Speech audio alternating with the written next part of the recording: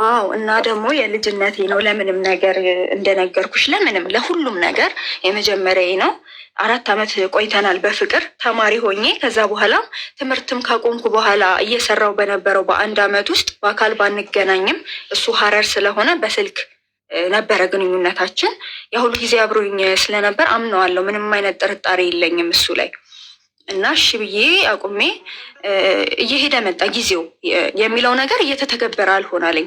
ከዛ ደግሞ ከዚህ በፊት እናቱን በስልክ ያገናኘኝ ነበረ፣ በራሱ ስልክ ማለት ነው። እና አንዲት ደግሞ የአክስት ልጅ አለችው፣ እሷንም ያመጣና እኔ ጋ ያገናኘኛል ምናምን። እኔ ጋ ነው የሚያድረው ብዙውን ጊዜ ሲመጣ ከሀረር እና ግራ እየገባኝ መጣና ለምንድን ነው ማይፈጥ ነው ይሄ ነገር ቁጭ ማለት ምንድን ነው ምናምን እያልኩኝ ስጫ ነው እሺ ምናምን እያለ እኔን መሸሽ እኔን መራቅ ጀመረ። ከዛ እኔ ፊት ስልክ አያወራም፣ ተነስቶ ይወጣል። ከዛ አባቴ ደህንነት ነበረ እና ስለዚህ በጣም ብዙ ሰዎች ይፈልጉኛል ይለኛል። እኔ ደግሞ የፍቅሬን አብረን የምንነሳቸውን ፎቶዎች ቲክቶክ ላይ ፖስት አደርግ ነበረ እና ፖስቱን ያስጠፋኛል ምናምን። እኔ በቃ በጣም በብዙ ሰዎች የምፈለግ ብዙ ጠላት ያለኝ ሰው ነኝ እና ታይ ምናምን ይለኛል። ቤተሰቦቼ እንደዚህ ናቸው ምናምን ነገር ይለኛል። እሺ በቃ ምናምን እያልኩኝ ዝም እላለሁኝ። ከዛ እንዳልኩሽ የደም መርጋት አለብኝ ብሎኛል እና አንድ ቀን ታመመና ቤቴ ትንሽ አዞረኝ ምናምን አለኝ እና ሐኪም ቤት ልውሰድህ ምናምን ስለው እምቢ አለኝ። እቤት ነው መሆን ያለበት፣ እቤት የምወስደው መድኃኒት አለኝ፣ እቤት ነው የሚሄደው ሲለኝ በጣም ግትር ብዬ ራሴ ነኝ የማደርስህ አልኩት እና በባጃጅ አደረስኩት ሰፈሩ እና ልክ እንደዚህ መዞሪያው ጋር ስንደርስ በቃ እዚህ ጋር በር ላይ ፍተሻዎች ዘበኞች ስላሉ አያስገቡሽም እኔ ራሴ እሄዳለሁኝ አለኝ እና ወረደና እንደዚህ ራቅ ብሎ ለአይኔ በሚታይ ርቀት ሄዶ እዛ በር ላይ ሄደ እና ቆመና አንኳኳ። ከዛ ሂጂ ሂጂ ብሎ በእጁ ምልክት ሲሰጠኝ እኔም ጥርጣሬ ስለሌለኝ እሺ ብዬ ሄድኩኝ። ቤቱ በጣም ትልቅ ነው፣ ሌክዠሪ ነው ምናምን። እሱ በሚያወራው ስታፍ ነው የነበረው ሁኔታ ማለት ነው። ከዛ ያው በቃ በማግስቱ ምናምን እየደወልኩኝ እንዴት ነህ ምናምን ላሉ ደህና ነኝ ተሻለኝ ምናምን እያለኝ ግንኙነቱ ቀጠለ። ከዛ በጣም በቃ እየቆየብኝ የሚያጠራጥሩ ነገሮች እያየው ከዛ ስልኩ ላይ ደግሞ በሚገርም ሁኔታ በጣም በሚያስጠላ ሁኔታ ቺት እንዳደረገብኝ የሚያሳይ ነገር አገኘሁኝ። ግን ማመን አልፈለግኩኝም እንዳልኩሽ በጣም በምን አጋጣሚ ስልኩ እጅሽ ላይ ገብቶ እንደፈተሽ እኮ አልነገርሽንም። አዎ እንዴት መሰለሽ፣ ከሀረር እንደመጣ በጣም ደክሞኛል ትንሽ ናፕ ላደርግ ብሎ ጋደም አለ። ከዛ ቲክቶክ እያየ ነበር ጋደም ባለበት። ከዛ እጁ ላይ እንዳለ እንቅልፍ ወሰደው ስልኩ ሳይዘጋ ማለት ነው። ከዛ እውነት ለመናገር ቲክቶኩን ለመዝጋት ነበረ ስልኩን ያነሳሁትኝ ከእጁ እንዳይረብሸው ማለት ነው። ከዛ አንስቼ እንደ አጋጣሚ ነው። እኔ እግዚአብሔር ነው የምልሽ ማርያምን አስቤም አይደለም እንዲህም አይነት ነገር አገኛለሁ ብዬ አይደለም። ዝም ብዬ እንደዚህ እየጎረጎርኩኝ ቴክስት አገኘሁ። እንዴ ምንድን ነው ብዬ ደንግጬ እሱን እያየሁኝ እንደገና ቴሌግራም ላይም እንደዚህ አይነት በቃ ማይሆን የሚያስጠላ ነገር እዚህ ሚዲያ ላይ ማይወራ ነገር አገኘሁኝ እና በጣም አለቀስኩ። ለምን አልኩት እና በአንዴ ይቅርታ እሺ አልኩት። እሱን ማጣት ስለማልፈልግ በቃ ድጋሚ እንዳትደግመው አልኩት። በርግጥ አላመነልኝ። ምን ምክንያት ነው የሰጠሽ? ይቅርታ ሲጠይቅሽ አላመነልኝም። ምን እንዳለኝ ታውቂያለሽ? የጓደኛዬ ፍቅረኛ ናት እና በዚህ በእኔ ስልክ ስለሚያወራት ነው ቴሌግራሙ። እሺ ቴክስት ውስጥ ታዲያ ምንድን ነው? አይ የቆየ ቴክስት ነው እሱ ጋር ስልኩ ያለ መስሏት ነው ምናምን አለኝ። እንዳልሆነ እኮ ያስታውቃል ነገሩ ግን የኔን የማፍቀር ጥግ የማመን ጥግ ነው ልነግርሽ የፈለግኩትኝ። በቃ እሺ ብዬ ላለማጣት እሺ ብዬ ተቀበልኩኝ ያንን ሁኔታ። እንግዲህ ይህም ነገር ተፈጠረ እንዳልኩሽ ብዙ የሚናገራቸው በፊት ላይ የሚናገራቸው የነበሩ ነገሮች በቃ እንዴት ነው ይሄ ውሸት ምናምን ብዙ ማግኘት ጀመርኩኝ። ይህም ነገር በጣም እየተንቀረፈፈ መጣ፣ የሽምግልናው ነገር ማለት ነው።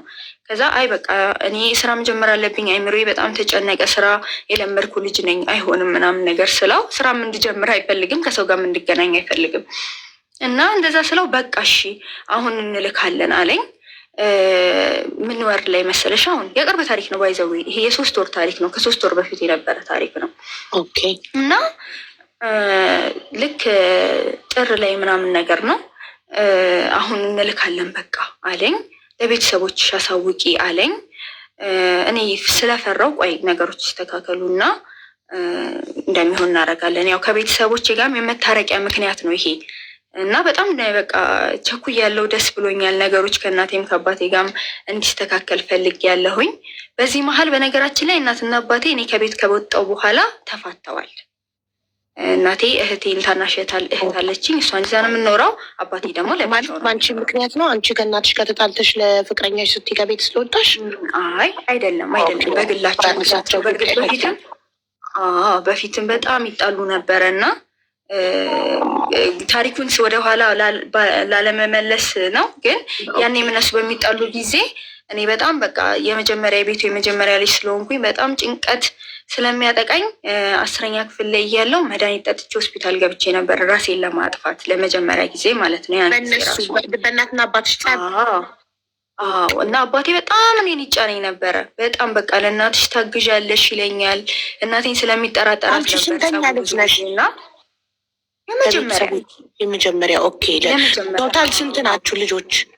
ሁለት ነን። ሁለት ብቻ ነው? ሴት ናት እሷ? አዎ ትንሽ ገና አሁን 12 ዓመቷ ነው። ኦኬ። እና ብቻ ነው እንግዲህ እንዳልኩሽ እኔ ላይ ነው። እና ለእናትሽ ታግዣለሽ፣ ለእናትሽ የምትደብቂላት ሚስጥር አለ እያለ አባቴ በጣም እኔን ሜንታሊ ጎዳኝ ነበረ። 10ኛ ክፍል ማለት ገና 15 ዓመቴ ነበረ። ያን ሰዓት ራሱ መድኃኒት ወስጄ ነበረ እና ልክ እኔ ነኝ ያስኳቸው ማለት ይቻላል እንዳይፋቱ። በቃ በየጊዜው በቃኝ ስትል እናቴ በቃ ቤተክርስቲያን ውስጥ እባክሽ እያልኩ ጉልበቷ ላይ እየለመንኩኝ እየወደኩኝ ምናምን ነበር ትዳሩን ያቆየሁትኝ። እና ልክ እኔ በወጣው በተወሰነ ጊዜ ተፋቱ። እነሱ የራሳቸውን ህይወት መኖር ጀመሩ። እና ወደ ቦታው ስመልስሽ ልጁ እንትን አለኝ። ቤተሰቦቼ ያው ባለስልጣን ነው ምናምን ነገር አላልኩሽም? አባቴ ባለስልጣን። እናቱ ደግሞ አባትየው ከሞተ በኋላ ሌላ እንጀራ አባት አግብታ እየኖረች ነው። እና እንጀራ አባትየውም ባለስልጣን ነው። እና አባትን ባለስልጣን፣ እንጀራ አባትን ባለስልጣን። ማሻላ እናቱ ባለስልጣን እየመረጠች ነው የምታገባው። ይህ እናት መጨረሻውን ስትሰሚ በጣም እንደምትዝናኛ አይ ነው። ከዛ እናትየው ደግሞ ብርሃን ባንክ ማናጀር እንደሆነች ነው ማውቀው። እንግዲህ በስልክ ያገናኘኛል እንዳልኩሽ፣ በአካል አያገናኘኝም። ፎቶ አለኝ ግን በአካል አያገናኘኝም። በስልክ በራሱ ስልክ ያገናኘኛል አንዳንዴ። ከዛ ሽምግልናውን ሲታሰብ እኔ ወደ ሀረር ሙቭ ስለምናደርግ ብዙ ነገር ያስፈልጋል እና በጣም በትንሹ ወጪ እንዲሆን ነበር የፈለኩት። እሱ ሀብታም ነኝ የባለስልጣን ልጅ ነኝ ምናምን ቢልም እኔ ለድግስ የሚወጣውን ወጪ ወደ ራሳችን ህይወት አድርገን በቃ ህይወትን በደንብ ሰርቫይቭ እንድናደርግ ነበር የፈለኩት። ምክንያቱም እኔ በጣም ደሃ ባይባልም በቃ መካከለኛ ኑሮ ያላቸው ቤተሰቦች ውስጥ ነው ያደግኩት። ከዛ ደግሞ ስወጣ ራሴን በራሴ ነው ማስተዳድረው እና ብዙም ፋይናንሻል ጥሩ አይደለሁኝም። ስለዚህ ለድግስ ብር መውጣቱ ጥሩ መስሎ አልታየኝም እና ሽምግልናውን ብቻ ጠዋት ላይ ያደርገን በቃ ቀለበት ራሳችን እናደርጋለን፣ ወደ ህይወታችን ነበር የኔ አላማ። ከዛ እሱ የቤተሰቦቼ እንደዚሁ ዝም ብዬ ያለ ሰርግ ያለ ቀለበት መውጣት ስለማልችል ቢያንስ ሰርጉ ይዘገይ ግን ቀለበት መደረግ አለበት ብላለች እናቴ። ስለዚህ ጠዋት ሽምግልና ከገባ በኋላ አንቺ ጋር ማታ ላይ ደግሞ ሆቴል ግዴታ ቀለበት ማሰር አለብን አለኝ። ከዛ ሆቴል እሺ ለምን የሆቴል ወጪ ብዙ ነው ስለ ኧረ በጭራሽ አይሆንም አለኝ። ሀይሌ ሪዞርት ታውቂዋለሽ መቼም ብዬ አስባለሁ። ሀይሌ ሪዞርት ነው መሆን ያለበት ግዴታ አለኝ ማለት ነው። ኧረ እሺ ቢያንስ ቀነስ ያለ ቦታ እንኳን ስለው ምን ጨነቀሽ አንቺ ቤተሰቦቼ ናቸው እኮ ሙሉ ከበር የሚያደርጉት ምናምን አለኝ ማለት ነው።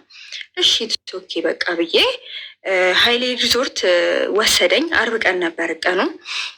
ወሰደኝና ትላንትና ከእናቴ ጋር መተን አይተናል። ጋርደኑን የመረጥ ነው አንቺ እና ወስኝና እንከፍላለን ብለን ነው አለኝ። እሺ ብዬ አየሁኝ። እሺ ጥሩ ነው አልኩኝ። መስማማት ነው ያለኝ አማራጭ። ከዛ ሀይሌ ከምሰራው ሱፐርቫይዘር ጋርም አገናኘኝና በጣም እነሱም ተንከባክበው በቃ እንትናሉን ምናምን መጠጥ ዝርዝር ሙሉ ወጪ ምናምን እዛው ተደማመረና በቃ ነገ ከእናቴ ጋር መጥቼ እከፍላለሁኝ አለኝና ወደ ቤት ተመለስን እና ወደ 2 ሚሊዮን ብር ደርሷል ኦልሬዲ ሲደመር አንድ ላይ ከነ ሽምግልና ወጪ ማለት ነው። እና እኔ ሁሉ መውጣቱም አልፈለግኩኝም። እሺ አልኩኝ። ወደ ቤት ተመለስኩኝ። ዓርብ ዕለት ቅዳሜ ዕለት እኔ ጋር አላደረም ቤት ልደር በቃ አለኝና እስከዛሬ ወጪው ማን ነው የሚያወጣው? ክፍያው የሚከፍለው ማን ነው? እናቴ ናት የምትከፍለው ነው የሚለው። እሱም ብር እንዳለው እሱ ሀብታም ስለሆነ እንጂ ሀብታም ስለሆነ የባለስልጣን ልጅ ስለሆነ ስለዚህ እሱ ነው ከቨር የሚያደርገው፣ አንቺ ምንም አታወጭም። አዎ እኔ እንደዛ ነው እያለኝ የነበረው። ሲጀመር ላወጣም ብል ከየትም አላወጣም፣ እኔ ምንም የሌለኝ ሰው ነኝ። አዎ እና መውጣቱንም አልፈልግም እንደነገርኩሽ ነው። 2 ሚሊዮን ለእኔ ቢሰጠኝ የሰርጉ ወጪ ቀርቶ 2 ሚሊዮን ቢሰጠኝ ምን የመሰለ ፀጉር ቤት ከፍቼ ስራ ነው መስራት የምፈልገው። ምክንያቱም እድሜ ቀልድ አይደለም። ሰው ቤት ተቀጥሮ ከመስራት እንደዚህ መስራት ይሻል ነበር እና ያንን ነው ሀሳቤ። ግን አይሆንም ስላለኝ እሺ ብያለሁ። ከዛ እንዳልኩሽ ዓርብ ነው ያ ቀን አለፈ። ቅዳሜ በማግስቱ ጠዋት 4 ሰዓት ላይ ደወለልኝ እና ሄደን ከፍለናል ጨርሰናል አለኝ ማለት ነው። ከዛ እሺ በቃ አልኩት እና ከሰዓት ደግሞ ዲጄ እና ዲኮር እኔና አንቺ እናዋራለን ለእሷ እንድናቀልላት ለእናቴ እና ቀጠሪ ሰው ደዊና አጣርተሻለኝ። እኔም ደዋውዬ ምናምን ጥሩ የሚባለውን ቀጠርኩኝ ለከሰዓት።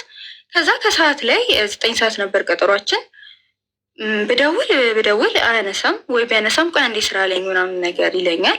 ከዛ እንዳልኩሽ ከዚህ በፊት እንደሆነ ያስታውቃል። ከዛ ሀይሌ ሪዞርት ብዬ ቲክቶክ ላይ ፈለግኩኝና ስልክ ሳገኝ ደወልኩኝ።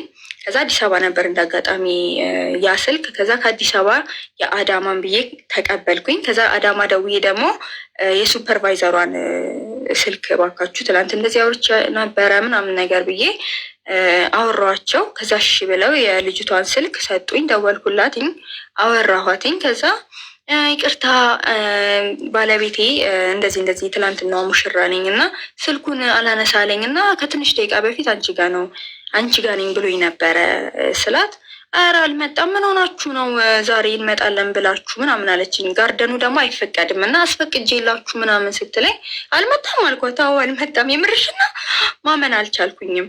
ከዛ ደወልኩኝና እንደዚህ እኮ አለችኝ። አባት ምንድን ነው አይልሽም እንዴ ምናምን ስለው ለምን ደወልሽ ምናምን ብሎ ተቆጣኝ፣ በማላውቀው ሁኔታ ማለት ነው። እንደዛም ተቆጥቶ አያውቅም። ከዛ አይ ግራ ስትገባኝ ነው ስልክ አላነሳ ስትለኝ ነው ስለው፣ አዎ እናቴ ለጊዜው 500 ሺህ ብር ነው የሰጠችኝ እና እኔ ደግሞ ያለኝን ብር እንትን ላይ እቃ ላይ መድኃኒት ያስመጣል እና ለእኔ ያለኝ ማለት ነው እሱ ላይ ስላለ አልተለቀቀልኝም ገና እና እንዳትጨነቂ ብዬ ነው እንደዛ ያልኩሽኝ እና አልተከፈለም፣ ግን ነገ ከፍላለሁኝ አለኝ። እሺ በቃ ብዬ አመንኩት እና ዝም አልኩኝ። ከዛ በማግስቱ እሑድ ነው እንግዲህ መጣ ምናምን ነገር ስለው፣ አይ እናቴ እንትን አለችኝ አለኝ። በጣም ፈጠናችሁ አለችኝ አለኝ እና ስለው ትንሽ ቀዝቅዙ ብላናለች ምናምን አለኝ። ከዛ ምንም በቃ መናገር አልቻልኩኝም።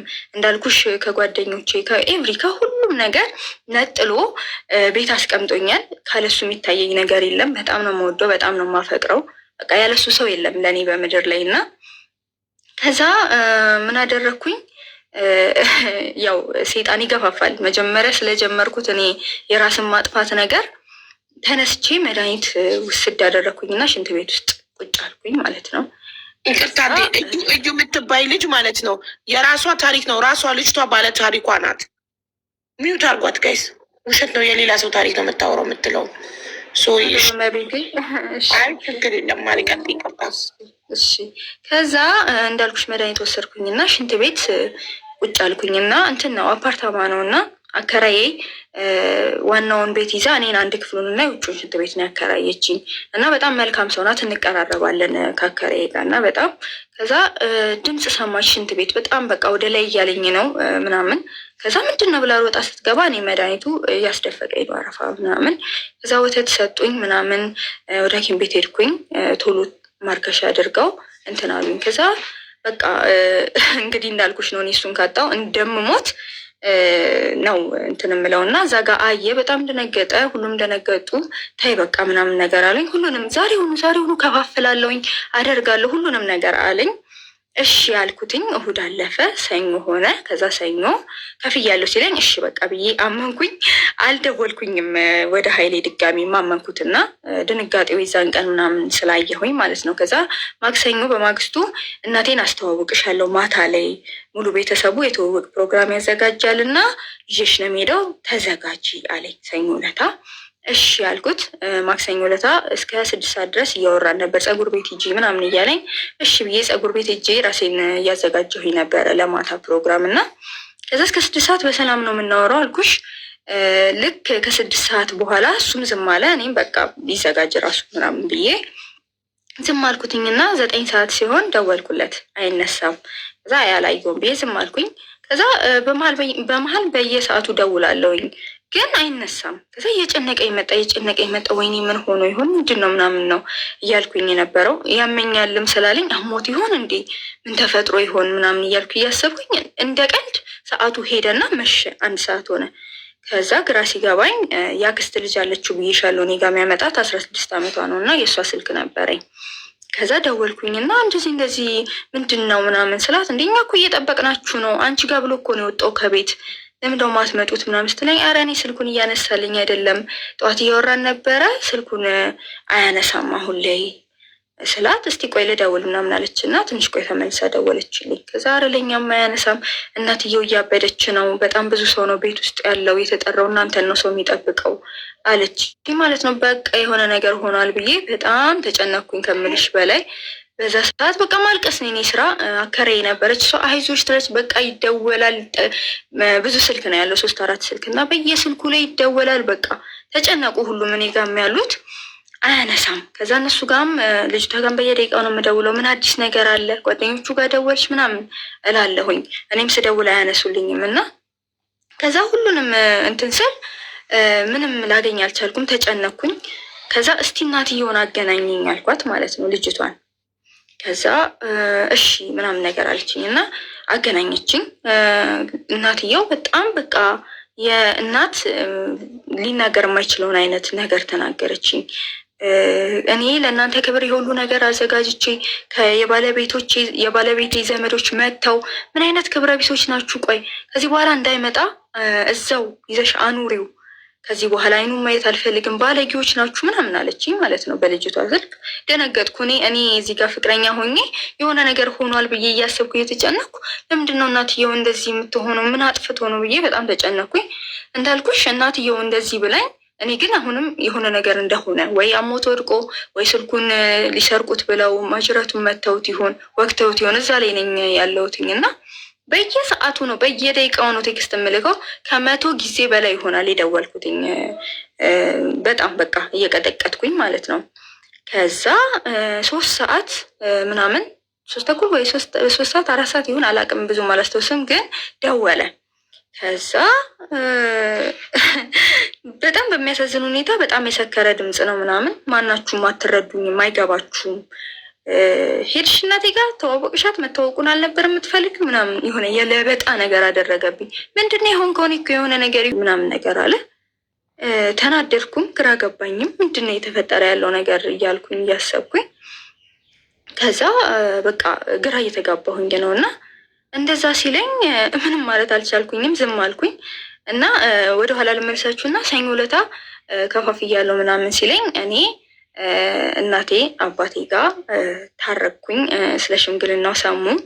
በቃ የከለከልናት ፍቅር እዚህ መድረሱ ጥሩ ነው ምናምን ብለው ደስተኛ ሆኑ። ሁለቱም በየፊናቸው እና በቃ ሽማግሌ እንደሚገባ ተነጋገርን። መጀመሪያ በእርግጥ ገባ ተነጋገራችሁ እንጂ የእውነት ሽማግሌ አልተላከም ገና። አዎ መች ነው ይኸውልሽ፣ አምነው ነው ሽማግሌ እንደሚላክ አምነው ቤተሰቦች ተደሰቱ። እኛ ብንከለከላትም ግን ሁለቱም ነገር መድረሱ ነው ዋናው። አዎ እንደዛ ብለው በጣም ተደሰቱ። እና መች መሰለሽ መጀመሪያ እኔ እና እሱ ለየካቲት 7 ነበረ ሽምግልናውን ያሰብነው እና የካቲት 9 እንትን ነበር ይሄ ጾም፣ የፋሲካ ጾም የሚገባበት ቀን ነበረ እና ሁሉም ሰው የራሱ ፕሮግራም ላይ ነው የሚሆነው፣ የጾም መያዣ ማለት ነው።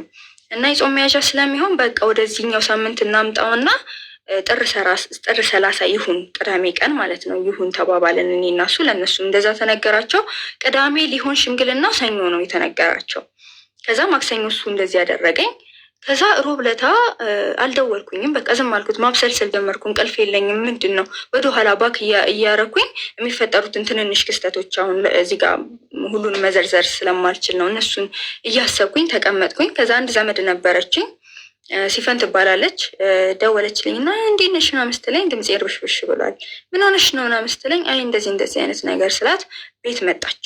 ሮብ ለታ አወራን ምናምን። ከዛ እሷ አንቺ ምንድን ነው ይሄ ሁሉ ነገር እያገኘሽበት እንዴት ነው ማትባንኙም አለችኝ ማለት ነው። ተይ እንደዚህ አትበይ፣ ማይመቻች ሁኔታ ላይ ስለሆነ ነው ምናምን ብዬ እሷን እንትን አልኳት። እሷ ግን በቃ ውሸት ነው እባክሽ ጅል አትሁኚ አለችኝ። ብትለኝ እኔ ያው አልሰማኋትኝም፣ ዝም አልኳት። ከዛ የዛን ቀን እንደዛው ዋለ። አልተደዋወልንም፣ ከሱ ጋር ጸጥ አለኝ። እንዳጠፋ ሰው እንኳን ይቅርታ አልጠየቀኝም። እኔም ግራ እየገባኝ በቃ ከአሁን አሁን ደወለ እያልኩኝ ስልኩን ማየት ጀመርኩኝ፣ ግን አልደወለም። ከዛ በማግስቱ ሐሙስ እቺ ያልኳችሁ ዘመዴ በጣም በቃ እምነቷ ላይ ጠንካራ ናት፣ ኦርቶዶክስ ነን እሷም እኔም ማለት ነው። እና ከዛ ምን እንደታወቃት ምን እንደሆነ አላውቅም። በጠዋት ነው የደወለችልኝ። አሁኑ ተነሽ ቤተክርስቲያን እንሄዳለን አለችኝ። ምን ሆነሽ ነው ምናምን ስላት ንስሐ ትገቢያለሽ አለችኝ።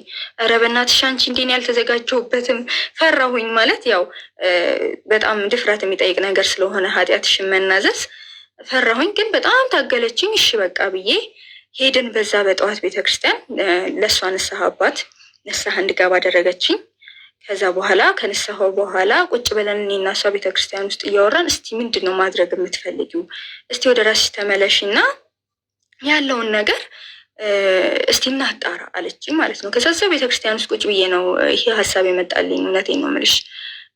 እስቲ እናቱ ብርሃን ባንክ ነው የምትሰራው እና የቱ ጋር እንደሆነ ስለነገረኝ እንሂድና እናግኛት አልኳት ማለት ነው።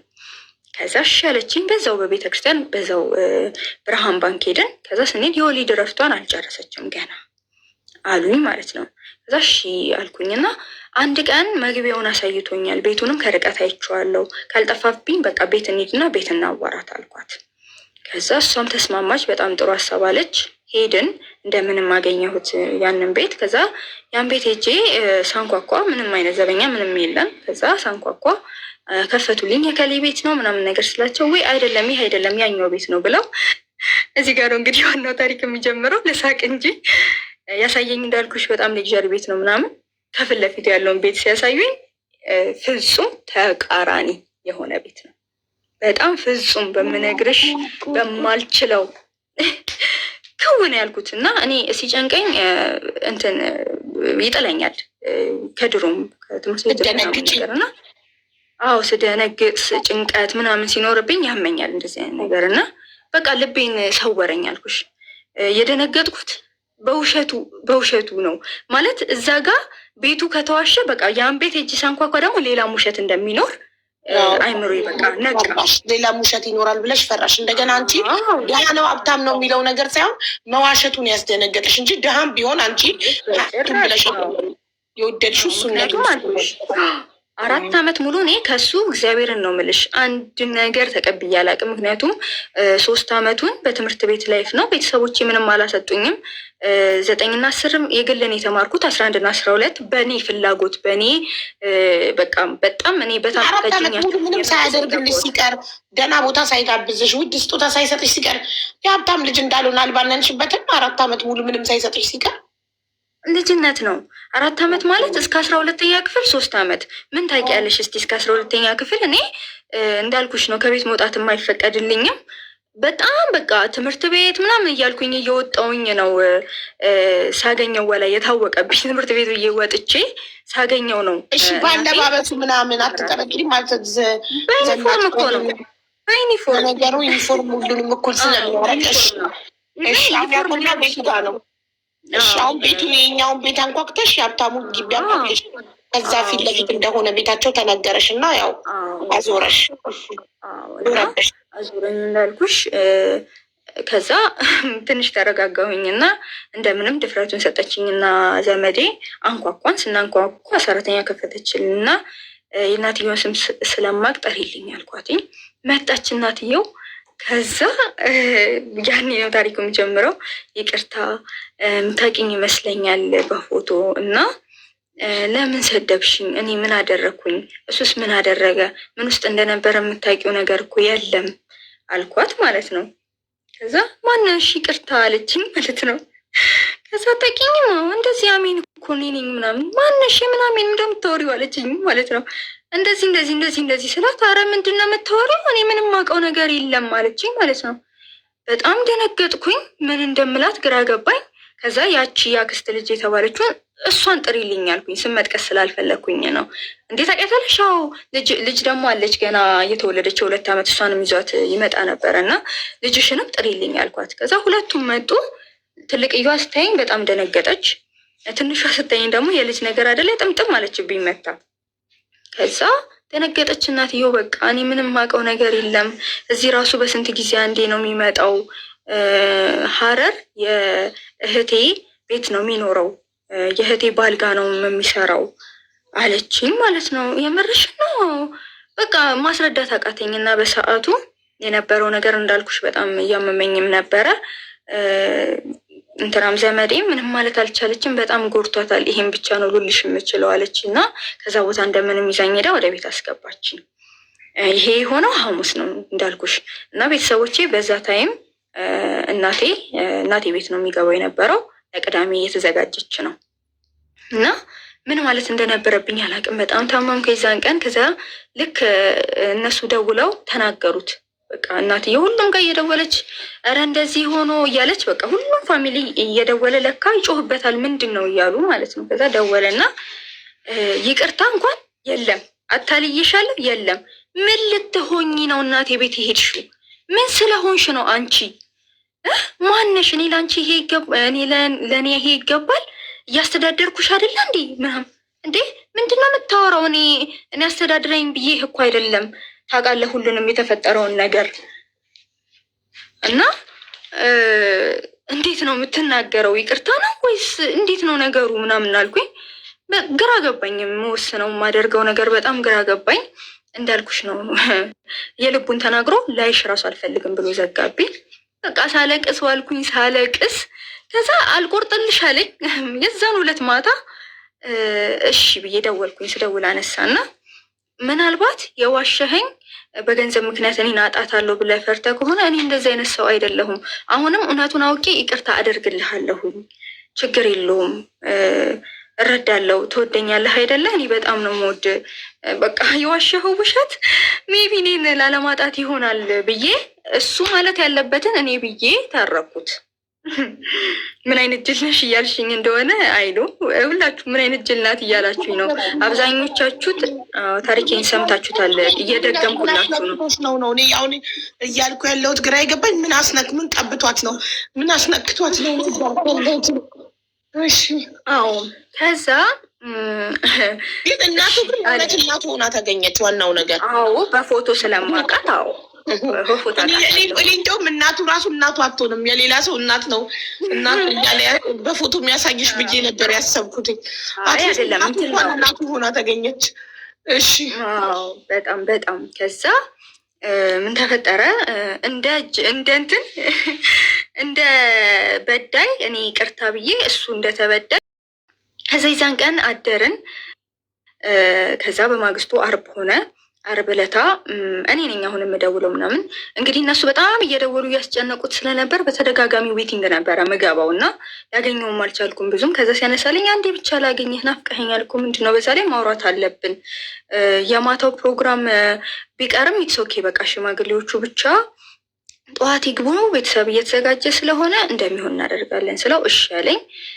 ተገናኘን፣ ምሳ ሰዓት አካባቢ ተገናኘን። ከዛ በቃ ይላካል አይነት ወይ አወራን። ወደ ሀረር ግን እኔ መሄድ አለብኝ፣ እዛ የተበላሹ ስራዎች አሉብኝ ምናምን ነገር አለኝ።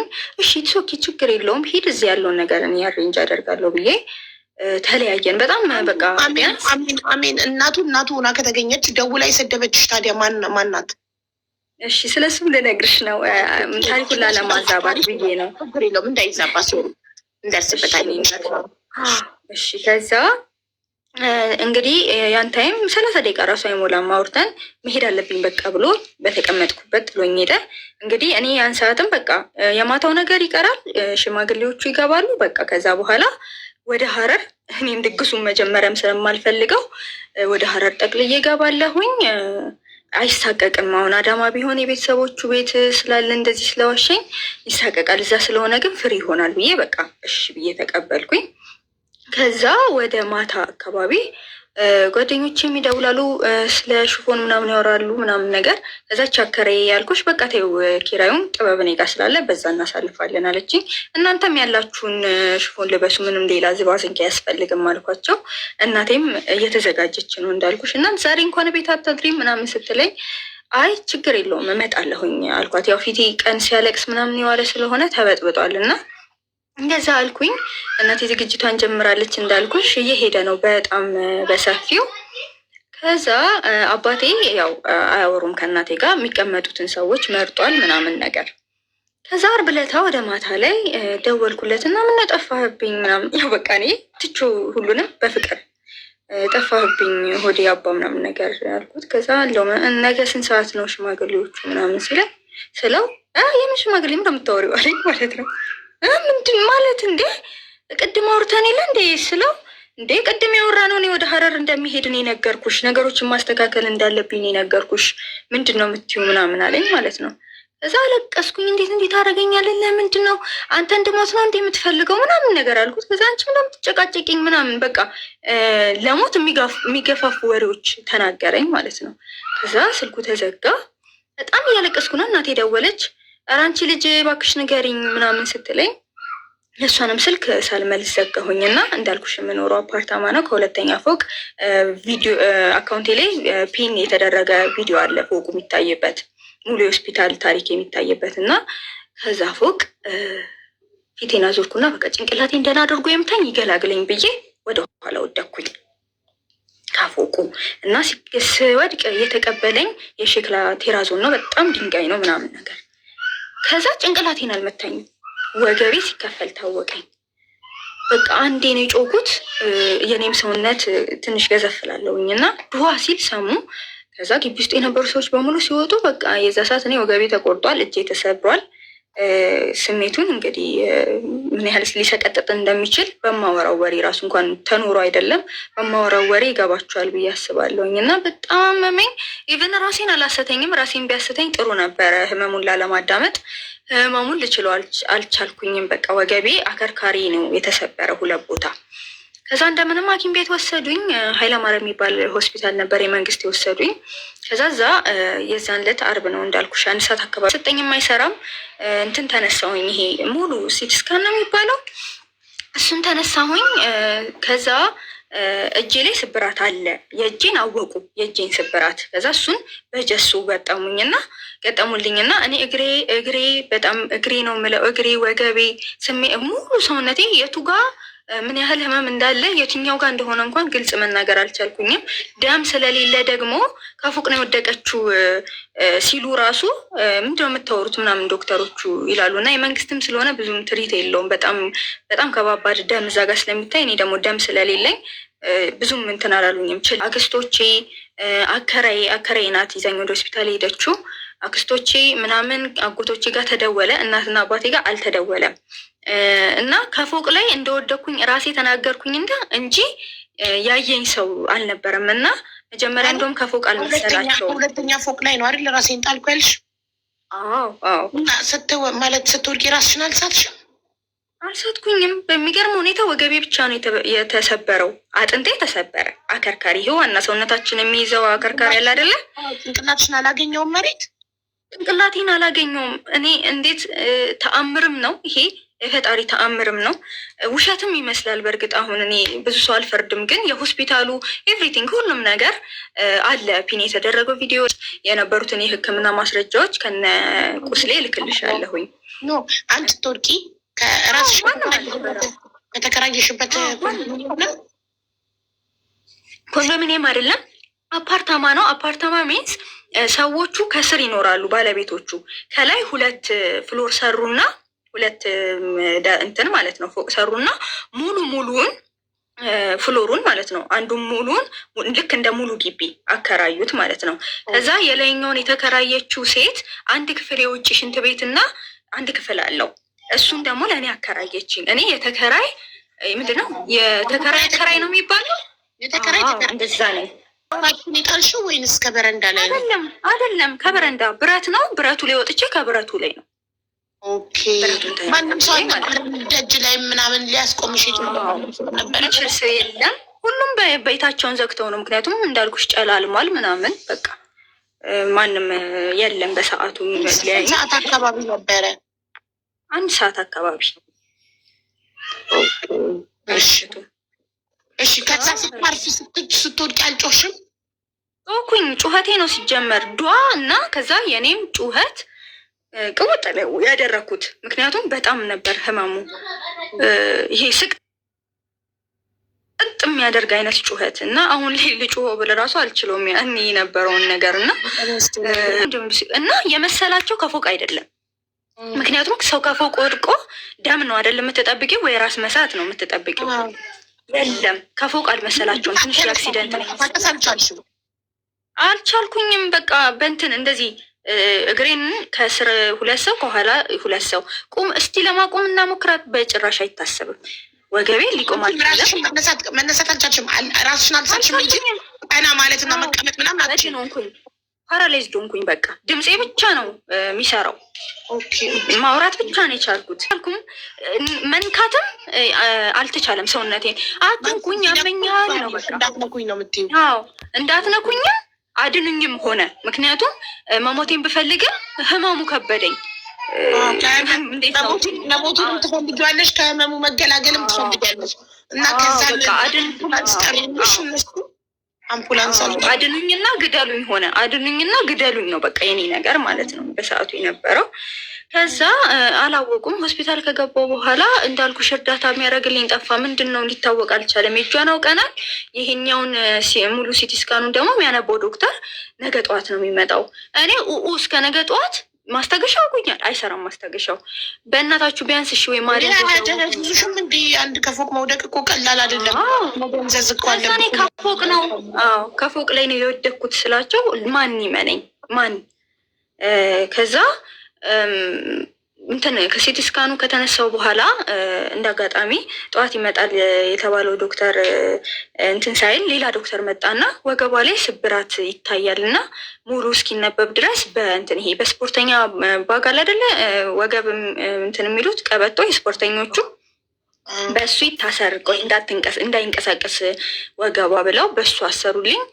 ምንም በቃ እግሬ የሆነ ነገር ከዚህ ከእግሬ ጀምሮ እስከ ጫፍ ውስጥ እግሬ ድረስ የሆነ የሚነዝረኝ በቃ እንደዚህ የሚበላኝ የሚፈተፍተኝ ነገር ነበር ህመሙ በሰዓቱ። የወገቤን ስለታሰረ ቀነሰኝ፣ የእግሬ ግን አልቻልኩትም። ከዛ እግሬን ነው የምለው እና ድጋሚ ሲቲ ስካን ሲያነሱኝ እግሬ ንጹህ ነው፣ ምንም የለም። ወገቤ ላይ ነው አሁንም ወገቤና እጄ ነው።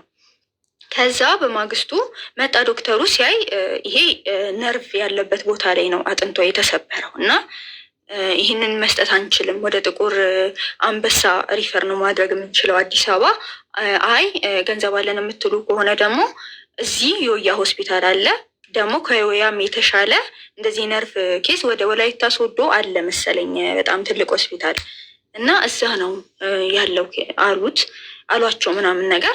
ይህን ታይም ባይዘዌ አከራዬ ደውላለት መጥቷል። እሱ ሆስፒታል መጣ፣ ድፍረቱ ሆስፒታል መጥቷል። ከዛ በቃ ማለት ልክ አክስቶች አጎቶቼ ምንድን ነው እያሉ እኔ ከኔ እኩል ከሚያለቅሱት ጋር እሱም እያለቀሰ ነው። ማንም ምንም አያውቅም። እኔ ደግሞ እሱን እያየው ህመም ነው። ከዛ እሱን ሳይ ደግሞ የሆንኩትን በቃ ማልቀስ ነው ስራዬ፣ ማልቀስ ነው በቃ። እና ከዛ እዛ ሰዓት ላይ ራሱ አንድ አጎታለኝ የአባቴ ወንድም እና በጣም ኃይለኛ ነው ምናምን። ከዛ እኔ እሱን እያየው ሳለቅስ የሆነ ነገር ተረዳ አጎቴ ማለት ነው። ከዛ አንተ ነህ እንዴ ምናምን ብሎ ዞር ብሎ ሊመታው ምናምን ሲል ልጁ ራሱን ስቶ ወደቀ። ከዛ ፋፍሰው እንደገና እሱን እዛው አስተኝቶ ምናምን ሲነቃ ምንድን ነው ምናምን ነገር ሲሉት እዚህ ጋር ነው እንግዲህ የደም ካንሰር አለብኝ አላቸው። ከዛ ምን ሆነ? ይሄንን ሰምታ ነው የደም ካንሰር አለብኝ? አዎ የደም ካንሰር አለብኝ። ማን?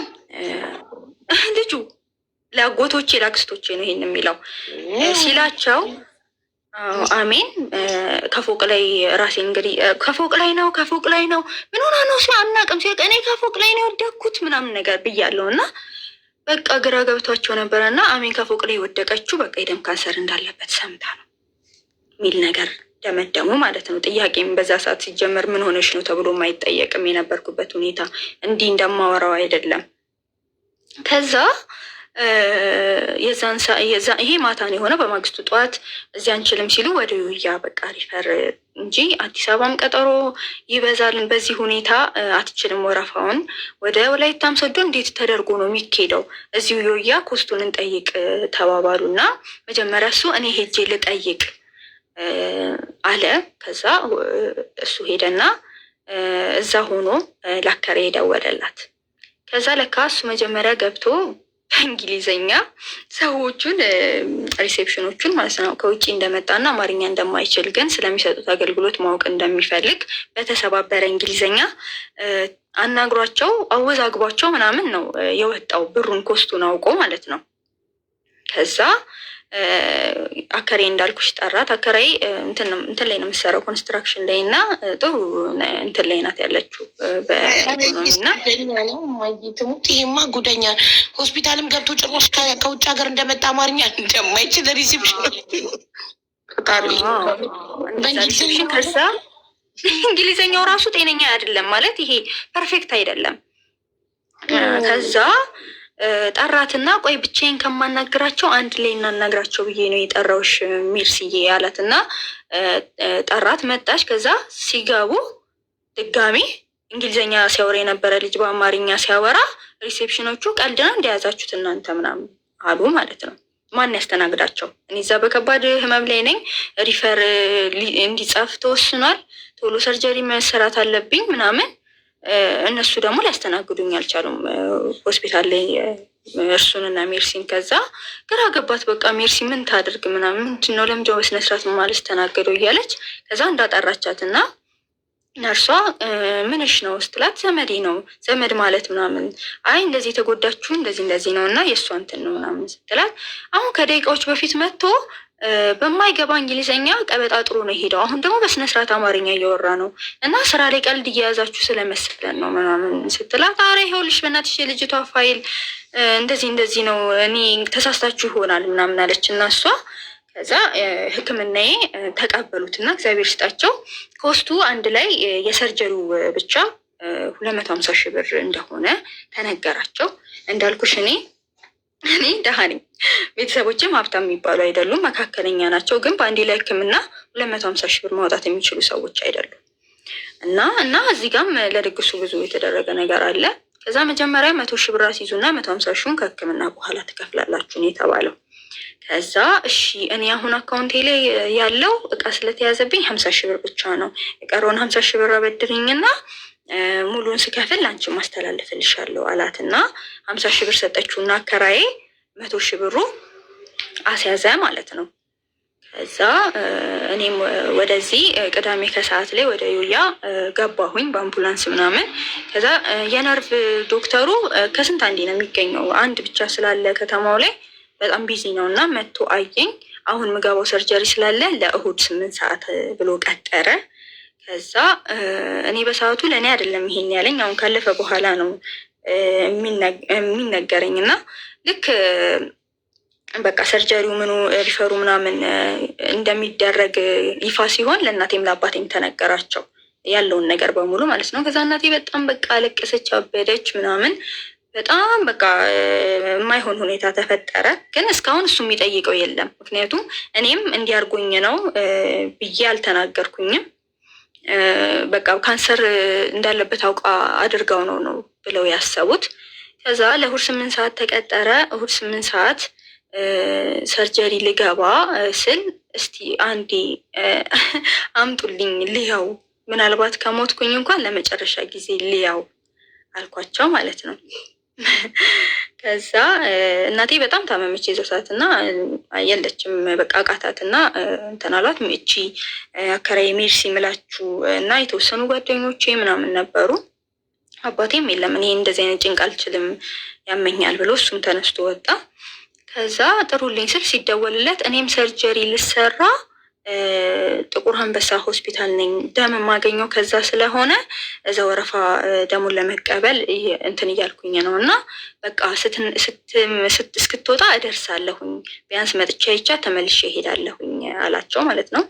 እዛ በስልክ አገናኙኝ፣ ትንሽ አወራሁትኝ እና እንግዲህ በቃ እኔ ተስፋ ቆርጫለሁ ኦልሬዲ የመኖሬን ነገር እንደምሞት ነበረ ማስበው እና ለዛ ጋር ላሉት ደግሞ ዶክተሩ እኔ አላቅም እንደሚፈጠር በእርግጥ ግን እንደሚያሳየው ከሆነ የእግሯ ነርቭ ያለበት ቦታ ላይ ነው አጥንታ የተሰበረው እና ምናልባት ነርቭን ቆርጦት ከሆነ ከዚህ በኋላ መጸዳዳትም መቆምም ላትችል ትችላለች እና ይህንን ነገር እራሳችሁን አሳምኑ አላቸው ማለት ነው ከሰርጀሪው በፊት።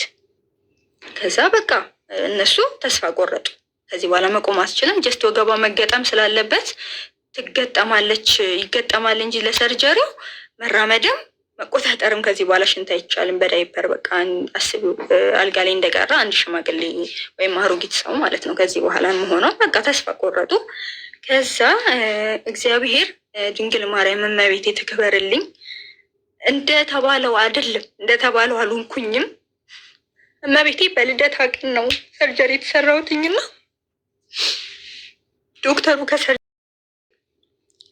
አንዴ ነው እንደዚህ አይነት ነገር የሚያጋጥመው የሚድኑት እና በሚገርም ሁኔታ እድሏ ነርቧን አልቆረጠውም አጥንቷላ። እንኳን አንቺ ደህና ናት። ማክሲመም ከዚህ በኋላ ለ10 ወር ምናምን ነው ላትራመድ የምትችለው እና ፊዚዮቴራፒ ምናምን እናስጀምራታለን፣ ይሻላታል። በቃ እግዚአብሔር ይመስገን። በቃ ቴንኪው ጋድ አለ ዶክተሩ ራሱ በጣም ስፔሻሊስት ነው ምናምን እና በጣም በቃ ደስ አለው እሱ ራሱ። ምክንያቱም አይሳካም፣ ከስንት አንዴ ነው፣ ከ100 1 ነው እንደዚህ አይነት እድል። ከዛ ወጣሁኝ ከሰርጀሪ ስወጣ እሱን ነው የፈለግኩት ስነቃ። ከዛ መጥቷል ምናምን እዛ ትንሽ ደቂቃ አየኝና በቃ ሊሄድ ነው ምናምን ብሎኝ ሄደን እኔ እንዲያድርልኝ ሁላ መፈለገው እሱ ነበረ ሆስፒታል። ግን አንድም ቀን አላደረልኝም።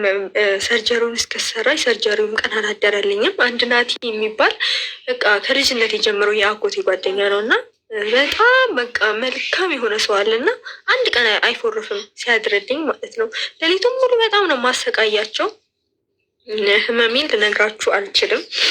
በጣም ከባድ ህመም ነው የማሳልፈው። ከሰርጀሪውን በፊት ከሰርጀሪውን በኋላ ማደንዘዣ ከወጣ በኋላ ስፔሻሊ ይሄ እንትን ምንድን ነው ትራማዶል ምናምን የሚባል መድኃኒት፣ በጣም ከባድ መድኃኒት ዶዙን እየቀነሱ ነበር ለማደንዘዣ የሚሰጡኝ ለማስታገሻ። ግን እሱም በቃ ቢያንስ 30 ሚኒት ምናምን ነገር ነው እረፍት የሚሰጠኝ፣ ከዛ ተመልሶ ይነሳል። እና በጣም ደግሞ ከወሰድኩኝ እንደ እጽ ነው እና አዳፕት የሆነባታል አይሆንም ብሎ ዶክተሩ እንደውም የእንቅልፍ ኪኒን ይሻላል ዶስ ተቀንሶ ብለው በእንቅልፍ ኪኒን ነበረ እንትን የሚሉ በጣም በቃ እነሱ ይሰቃዩልኝ ነበረ። እሱ አንድ ቀን ብቻ ከዛ በኋላ ሰርጀሪ ሊሰራ ነው ምናምን ብሎ የሄደ ልጅ በማግስቱ ምናምን ነገር መጣና ከዛ ሰርጀሪ ውስጥ ምናምን ሲሉት አይ ተዘዋወረልኝ፣ አሁንም ደህና እየሆንኩኝ ስለሆነ ተዘዋወረልኝ ምናምን አለ። በቃ ዛሬ ደርልኝ እሺ አልኩት፣ ካፌኔ ቃል ወጥቶ ማለት ነው። ከዛ እሺ አለ። በቃ ግራ እምቢ ላለ ማለት ምክንያቱም አላድርም ካለ እዛ ጋር ሙሉ ቤተሰብ አለ እንግዲህ እንዳልኩሽ እና የሰማ ሰው ምናምን በሙሉ እየመጣ አይዞሽ ያለኝ በቃ ሁሉም ሰው ስለነበረ እሺ በቃ አለ። ከዛ ከአንድ አጎቴ ጋር ነው ይሄ ሊመታው ከነበረው አጎቴ ጋር ኦልሬዲ ሊመታው የነበረው አጎቴ አዝኖለት ጭራሽ ይንከባከበዋል ምናምን ነገር። ከዛ ከሱ ጋር አደሩ። እሱ አንዴም ተነስቶ ቼክ አላደረገኝም። ይሄኛው አጎቴ ግን ሌሊት በየደቂቃው ነው እንግዲህ ነርሶቹንም እየጠራሁኝ ማስታገሻው የሚሰጠኝ ምናምን ነገር። ከዛ ግሉኮሴ ቼክ ይደረጋል ብዙ ነገር። ከዛ ካኑን ላይ ደግሞ ይጠፋል፣ ከእጄ ላይ ደም ስሬ ይጠፋል። ምግብ እንዳልኳችሁ አርብ፣ ቅዳሜ፣ እሁድ፣ ሰኞ፣ ማክሰኞ ነው የበላሁት። ለ5 ቀን አልበላሁኝም እና ደም ስሬ ጠፍቷል። በቃ ጣረሞት ነው የምመስለው እና በየሰዓቱ ካኑን ላይን ይፈልጋሉ እየመጡ ደም ስር እያጡ ሱሱ አለ ምናምን እና የዛን ቀንም አጎቴ በጣም ሲሰቃይ አደረ አብሮኝ። ከዛ እንደ እግዚአብሔር ፍቃድ ደህና እየሆንኩ ሚንስ ህመሙ ትንሽም ቢሆን እየቀነሰ ግን መቆም አልቻልኩኝም። ግን ዶክተሮቹ እንድቆም ይገፋፍኛል። አሁን ካልቆምሽ በዚሁ እግርሽ አለመቆምን ለምድና እግርሽ ላይ ደም ይረጋል፣ የረጋው ደግሞ ደም ወደ ካንሰር ይለወጣል፣ እባክሽ ምንም ቢያዞርሽም ምንም ቢያደርግሽም እንደምንም እያሉኝ ሊያነሱኝ ይሞክራሉ። ግን ወገቤ ኦልሬዲ ከግማሽ በላይ የሚሆነው ቅድ ነው፣ ረጅም ነው ቅዱ የነበረው። ስፌት አለ፣ ክር አለ፣ ከዛ የእግር ስሜት አለ፣ ከዛ ህላ ለመብላት አለ። ይሄ ሁሉ ላይ እያለ እንደምንም ለመነሳት እና ለመቆም ስሞክር ራሴን ስቼ ወደኩባቸው። ጭራሽ መርፌው የካኖላው በጣም አጓጉል ሆነ እጄ ላይ ምናምን። ከዛ በቃ እንግዲህ ትሞክር እዚህ ሆስፒታል ሆና ምንም አታረግም ጭራሽ ኢንፌክሽን ነው ለቁስሉ የሚሆነው። ምክንያቱም ነርሶቹ ሌላም ቦታ እየገቡ ከሌላ ቦታ በሽታ ይዘው ነው ወደ አንቺ የሚመጡት እና ኢንፌክሽን ቁስሉ ከሚፈጥር ወደ ቤት መግባት አለብሽ። እንደምንም ከዚህ በኋላ ራስሽን የምታድኘው አንቺ ነሽ። ትንሽ ቢያንስ እግርሽ ከተንቀሳቀሰ በኋላ ፊዚዮቴራፒ ያዝልሻሉ አለኝ ዶክተሩ። እና ዶክተሮቹን ነርሶቹን በቃ ማልቀስ ነው። ጨርቅ አይነከኝም ሀቢባ፣ የምነግርሽ ነገር ጡቴ ብቻ ነው የተሸፈነው። ሌላ ነገር የተሸፈነ ነገር የለም። ሙሉ ገላይ ክፍት ነው። የመጣ የሄደ ሁሉ ነበር የሚያዩ የኔን ሰውነት። እንኳን ልብስ የአልጋው ጠርዝ ሰዎች ከነኩት በቃ ውኡ ነው ጩኸቴ። እንዲህ ያናጋሉ ወላ ማለት ነው። ጭራሽ ልብስ አይታሰብም። ከዛ እኔ ከሆስፒታል መውጣቱ ሞት ሆኖ ታየኝ እና ግን ግዴታ መውጣት ስለነበረብኝ እናቴ ደግሞ የምትኖረው ኮንዶሚኒየም 3ኛ ፎቅ ላይ ነው እና እንዴት እንደምወጣም ግራ ገባኝ። በቃ እንዴት ወዴት እንደሚሄድ አባቴም ስለዚህ ነገር ሲጠየቅ አንድ ክፍል ነው እሱ ተከራይቶ የሚኖረው እና ለጎረምሳ ብላ ለዘለለች ልጅ ምን እላለብኝና ነው እኔ አይምሬንም የማስጨንቀው? የራሷ ጉዳይ ፈልጋ ነው እንዲሆነችው መርጣ ከሰው ጋር መሆን ትችል ነበረ። እኔ ለራሴን ማስታመም አለብኝ፣ ለራሴ ጭንቀት አለብኝ አለ። በቃ ምንም ማድረግ አልተቻለም። እቺ አከራይ ደግሞ እንዳልኳችሁ ተከራይ ናትና እኔ ተከራይ ለሷ ነኝ እና ከስር ያሉት ሰዎች ብዙ ሴት ልጆች አላቸው የቤቱ ባለቤቶች እና ለሴት ልጆቻችን የማይሆን ነገር ነው ያስተማረችብን አሉ ማለት ነው። እና ልክ ናቸው፣ በጣም ትክክል ናቸው። ምክንያቱም ገና ፋይሬጅ ላይ ያሉ ልጆች ናቸው በዛ ሰዓት የነበሩ እና ህይወት ሲከብድ ትንሽ ፈተና ሲኖር ራስ ማጥፋት ነው በቃ ለነዛ ልጆች እኔ ያሳየኋቸውኝ እና አይሆንም እዚህ ቤት በጭራሽ የማይሆን ነገር ነው አሉ። እነሱም እሺ በቃ ተባለ። ያለው አማራጭ ምንድን ነው? 3ኛ ፎቅ እናቴ ጋር መውጣት ነው። ከዛ እኔ ፎቁ መውጣቱ ነው እንግዲህ እንዳልኳቸው የከበደኝ። አምቡላንስ ተጠራ በስትሬቸር ከሩምም ከሆስፒታሉም ሩም እንዲህ አንሶላ የሀገር ሰው ትንሽ እንዳልኳችሁ ትንሽ ወፈር ያለው እና የሀገር ወንድ አንሶላ ይዘው ነው ከአልጋ ወደ አልጋ የሚያሸጋግሩኝ።